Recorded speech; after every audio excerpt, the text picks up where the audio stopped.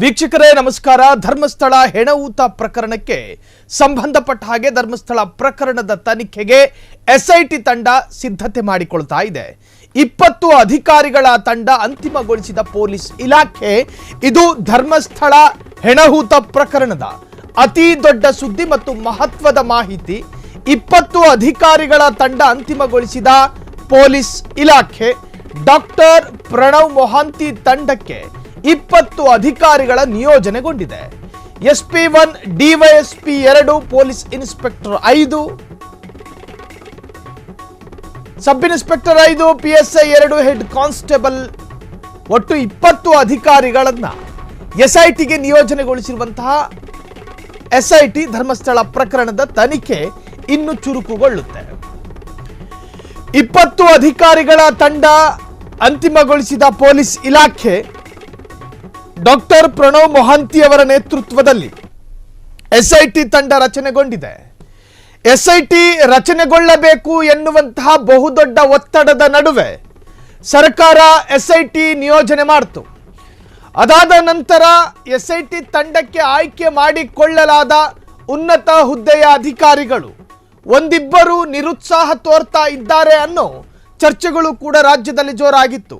ಅದಾದ ನಂತರ ಸ್ವತಃ ಗೃಹ ಸಚಿವರು ಒಂದು ಕ್ಲಾರಿಟಿಯನ್ನು ಕೊಟ್ಟರು. ಆ ತರಹದ ಯಾವುದೇ ನಿರ್ಧಾರವನ್ನ ಅಧಿಕಾರಿಗಳು ಮಾಡಿಲ್ಲ. ಎಸ್ಐಟಿ ರಚನೆಗೊಳ್ಳಲಿದೆ. ಎಸ್ಐಟಿಯಲ್ಲಿ ಯಾರನ್ನ ಆಯ್ಕೆ ಮಾಡಿಕೊಳ್ಳಲಾಗಿದೆಯೋ ಅವರೇ ಮುಂದುವರಿಯುತ್ತಾರೆ ಎನ್ನುವಂತಹ ಅರ್ಥದಲ್ಲಿ ಕ್ಲಾರಿಟಿಯನ್ನು ಕೊಟ್ಟಿದ್ರು. ಅದರಂತೆಯೇ ಈಗ ಡಾಕ್ಟರ್ ಪ್ರಣವ್ ಮೊಹಾಂತಿ ತಂಡಕ್ಕೆ 20 ಅಧಿಕಾರಿಗಳ ನಿಯೋಜನೆಗೊಂಡಿದೆ. ಒಟ್ಟು 20 ಅಧಿಕಾರಿಗಳನ್ನ ಎಸ್ಐಟಿಗೆ ನಿಯೋಜನೆಗೊಳಿಸಿದ ಆದೇಶ. ಇನ್ನು ಈ ಎಸ್ಐಟಿ ತಂಡದಲ್ಲಿ ಯಾರ್ಯಾರು ಇರ್ತಾರೆ ಎನ್ನುವುದ್ರ ಬಗ್ಗೆ ನೋಡೋದಾದ್ರೆ ಡಾಕ್ಟರ್ ಮೊಹಾಂತಿ ತಂಡಕ್ಕೆ 20 ಅಧಿಕಾರಿಗಳು ಬರ್ತಾರೆ.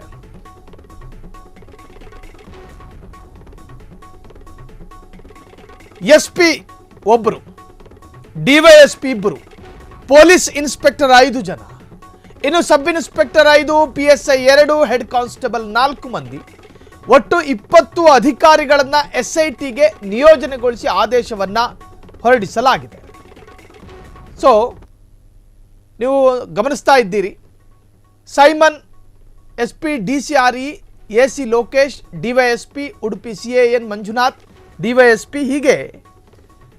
ಇನ್ನು Manjunath police inspector, EC Sampath inspector, K Kusumadhar police inspector. ಇದು ಧರ್ಮಸ್ಥಳ ಎಸ್ಐಟಿ ಟೀಮ್ನಲ್ಲಿ ನಿಯೋಜನೆಗೊಂಡಿರತಕ್ಕಂಥ ಅಧಿಕಾರಿಗಳು. Manjunath Gowda police inspector, PD Pavithra Tej inspector, Kokila Nayak sub inspector. ಇನ್ನು Shivashankar sub inspector, Rajkumar Ukkalli sub inspector, R Suhas sub inspector. ಇವರೆಲ್ಲರೂ ಕೂಡ ಎಸ್ಐಟಿ ತಂಡಕ್ಕೆ ನಿಯೋಜನೆಗೊಂಡವರು. Vinod S Kalappanavar sub inspector, J Gunapal PSI, Subhash Kamath ASI, Harish Babu head constable, Prakash head constable, Nagaraj head constable, ಇನ್ನು Devaraj head constable. CA Simon, SP DCRE, AC Lokesh, DYSP Udupi CAN, ಇನ್ನು Manjunath DYSP Dakshina Kannada cell. ಹೀಗೆ SIT ತಂಡ ರಚನೆಗೊಂಡಿದೆ. ಆ SIT ತಂಡಕ್ಕೆ ಮೊಹಾಂತ್ ಅವರ ನೇತೃತ್ವಗಳಿರ್ತವೆ. ಆ ತಂಡಕ್ಕೆ 20 ಸೆಲೆಕ್ಟೆಡ್ ಅಧಿಕಾರಿಗಳನ್ನ ಆಯ್ಕೆ ಮಾಡಿಕೊಳ್ಳಲಾಗಿದೆ. ವೆರಿ ಸೆಲೆಕ್ಟೆಡ್, ಪಿಕ್ ಮಾಡಲಾಗಿದೆ. ಸೆಲೆಕ್ಟೆಡ್ ಅಧಿಕಾರಿಗಳನ್ನ 20 ಅಧಿಕಾರಿಗಳು ಎಸ್ಐಟಿ ತಂಡಕ್ಕೆ ನಿಯೋಜನೆಗೊಂಡಿರುವಂತಹದ್ದು. ಅದು ಯಾವ ಆಧಾರದಲ್ಲಿ ಆಯ್ಕೆ ಮಾಡಿಕೊಂಡಿರ್ತಾರೋ ಅದು ಎಸ್ಐಟಿ ಟೀಮಿನ ಇಂಟರ್ನಲ್ ಮ್ಯಾಟರ್. ಒಂದೊಂದು ಅಧಿಕಾರಿಗಳನ್ನ ಇಷ್ಟಿಷ್ಟು ಸಂಖ್ಯೆ ಬೇಕು ಅಂತ ಹೇಳಿ ಆಯ್ಕೆ ಮಾಡಿಕೊಂಡಿರ್ತಾರೆ. ಸೊ ಇನ್ನು ತನಿಖೆ ಆಕ್ಟಿವ್ ಆಗುತ್ತೆ. ಈ ತಂಡ ಆ ತನಿಖೆಗೆ ಬೇಕಾದಂತಹ ಎಲ್ಲ ಪ್ರೈಮರಿ ಸಿದ್ಧತೆಗಳಲ್ಲಿ ಈಗಿದ್ದಾರೆ. ಇನ್ಯಾವ ಪ್ರಾಸೆಸ್ಗಳು ಬಾಕಿ ಇಲ್ಲ. ಎಸ್ಐಟಿ ಟೀಮ್ ರಚನೆಗೊಳ್ತು, ಅಧಿಕೃತ ಆದೇಶವೂ ಆಯಿತು, ಆ ಟೀಮಿಗೆ ಒಂದಷ್ಟು ಅಧಿಕಾರಿಗಳ ನೇಮಕವೂ ಆಯಿತು. ಇನ್ನಾಗಬೇಕಾಗಿರೋದು ತನಿಖೆ, ಇನ್ವೆಸ್ಟಿಗೇಷನ್. ಆ ಇನ್ವೆಸ್ಟಿಗೇಷನ್ ಆಕ್ಟಿವ್ ಆಗುತ್ತೆ. ಈವರೆಗೂ ಎಸ್ಐಟಿ ತಂಡ ರಚನೆ ಮಾಡಿ ಅನ್ನೋ ಒತ್ತಡ ಇತ್ತು. ಅದಾದ ನಂತರ ಪ್ರಾಮಾಣಿಕ ಮತ್ತು ಖಡಕ್ ಅಧಿಕಾರಿಗಳನ್ನೇ ಅವರು ಅದಕ್ಕೆ ನೇಮಕ ಮಾಡಿ ಅನ್ನೋ ಒತ್ತಡ ಇತ್ತು. ಈಗ ಏನು ಒತ್ತಡ ಅಂತ ಹೇಳಿದ್ರೆ ತನಿಖೆ ಆಕ್ಟಿವ್ ಮಾಡಿಸಿ, ಅಖಾಡಕ್ಕಿಳಿಲಿ, ತನಿಖೆ ಮಾಡಲಿ, ತಲೆಬುರುಡೆ ಹೊರಗೆ ತೆಗಿಲಿ, ಸಾಕ್ಷಿದಾರನನ್ನು ಕರ್ಕೊಂಡು ಹೋಗಲಿ. ನೀವು ಗಮನಿಸ್ತಾ ಇದ್ದೀರಿ ಸ್ಕ್ರೀನ್ ಮೇಲೆ ಆಯ್ಕೆ ಅಧಿಕಾರಿಗಳನ್ನು ನಿಯೋಜನೆ ಮಾಡಲಾಗಿದೆ. Harish Babu head constable, Prakash head constable, Nagaraj head constable, Devaraj head constable, ಹೀಗೆ ಒಂದಷ್ಟು ಆಯ್ಕೆ ಅಧಿಕಾರಿಗಳು. ಇನ್ನು ಸೈಮನ್ SP DCRE, ಇನ್ನು AC Lokesh DYSP Udupi, CAN Manjunath DYSP Dakshina Kannada. ಹಾಗೆ ಧರ್ಮಸ್ಥಳ SIT ಟೀಮಿಗೆ ಅಧಿಕಾರಿಗಳ ನೇಮಕ ಆಗಿದೆ. ಧರ್ಮಸ್ಥಳ ಪ್ರಕರಣದ ತನಿಖೆ SIT ಸಿದ್ಧತೆ, ಪೂರ್ಣ ಪ್ರಮಾಣದ SIT ತಂಡ ರಚನೆ ಹಿನ್ನೆಲೆ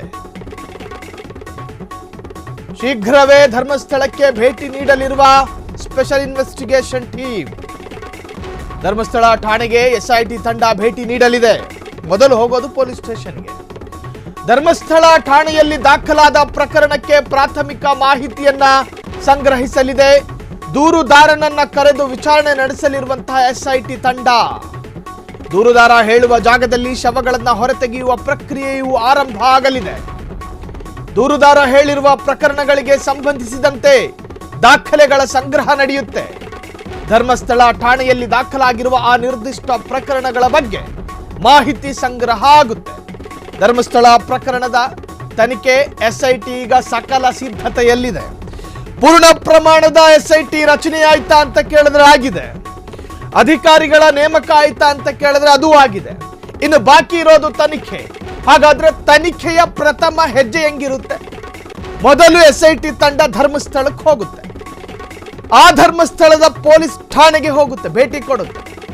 ದೂರು ಕೊಟ್ಟಿರುವ ದೂರುದಾರನ ಪ್ರಾಥಮಿಕ ಹಿನ್ನೆಲೆ, ಆ ಪ್ರೋಸೆಸ್ ಮುಂದುವರಿಯುತ್ತೆ. ದೂರುದಾರ ಹೇಳುವ ಜಾಗಕ್ಕೆ ಆತನನ್ನ ಮೊದಲು ಕರೆಸಲಾಗುತ್ತೆ. ಕರೆದು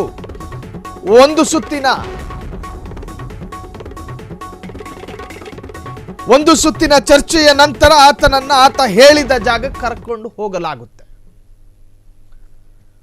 ಸೊ SIT ತಂಡ ಇನ್ನು ಆಕ್ಟಿವ್ ಆಗುತ್ತೆ. ತನಿಖೆಯು ಕೂಡ ಪ್ರಾರಂಭಗೊಳ್ಳುತ್ತೆ.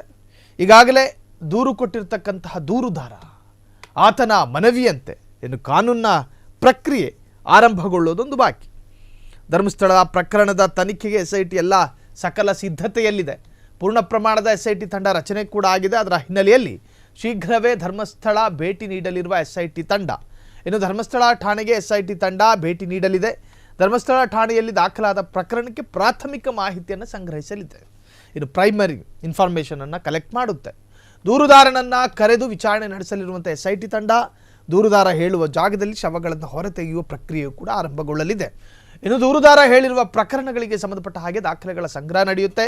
ಧರ್ಮಸ್ಥಳ ಠಾಣೆಯಲ್ಲಿ ದಾಖಲಾಗಿರುವ ಆ ನಿರ್ದಿಷ್ಟ ಪ್ರಕರಣಗಳ ಬಗ್ಗೆ ಮಾಹಿತಿ ಸಂಗ್ರಹವಾಗುತ್ತೆ. ಇದು ಹೆಣಹೂತ ಪ್ರಕರಣದಲ್ಲಿ ಈಗ ನಡೀತಾ ಇರತಕ್ಕಂಥ ಲೇಟೆಸ್ಟ್ ಅಪ್ಡೇಟ್ಗಳನ್ನು ಇವರೆಗೂ ಗಮನಿಸ್ತಾ ಇದ್ದೀರಿ. ಕ್ಷಣ ಕ್ಷಣದ ಸುದ್ದಿಗಳಿಗಾಗಿ ಫ್ರೀಡಂ ಟಿವಿ ಸಬ್ಸ್ಕ್ರೈಬ್ ಮಾಡಿ, ಲೈಕ್ ಮಾಡಿ ಹಾಗೂ ಫಾಲೋ ಮಾಡಿ. ಹೊಸ ಸುದ್ದಿಗಳ ನೋಟಿಫಿಕೇಶನ್ಗಾಗಿ ಬೆಲ್ ಐಕಾನ್ ಮೇಲೆ ಕ್ಲಿಕ್ ಮಾಡಿ.